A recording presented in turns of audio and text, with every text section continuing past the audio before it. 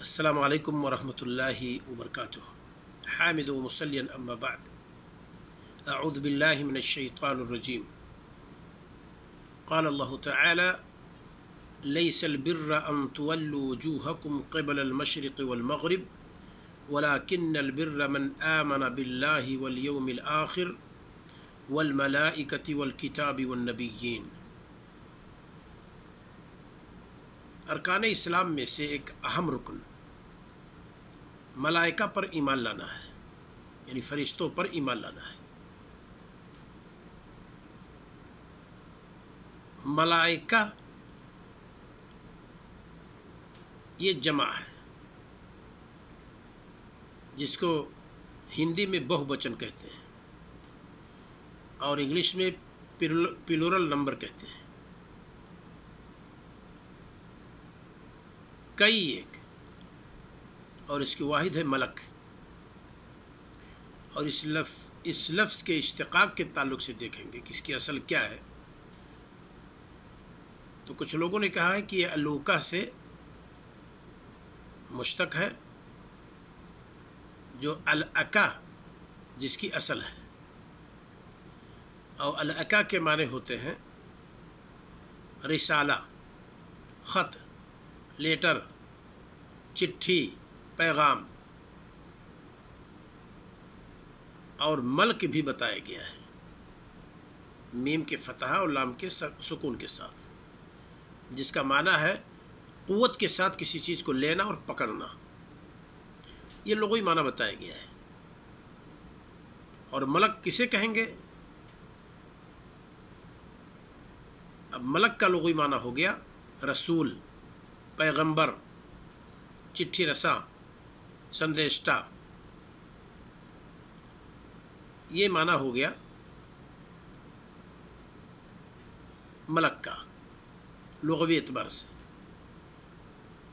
ایک رسول ملکی ہے، ایک پیغمبر ملکی ہے، فرشتوں میں سے ہے، اور ایک رسول بشری ہے، یعنی انسانوں میں سے۔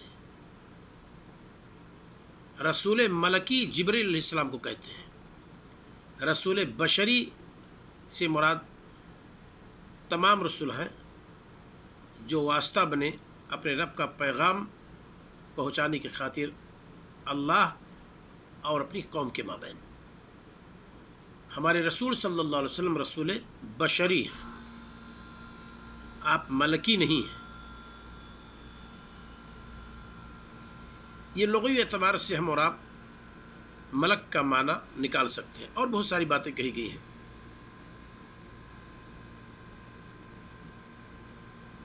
اصطلاحی تعریف بعض علماء عقائد نے کہا ہے خلق او عالم نورانی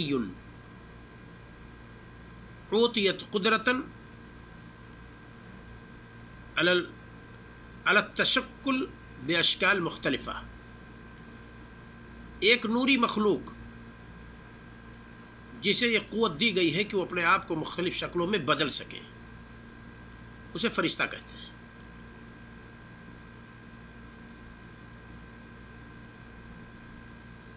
کچھ لوگوں نے کہا ہے اجسام لطیفہ اوتیت قدرہ علی التشکل باشکال مختلفہ۔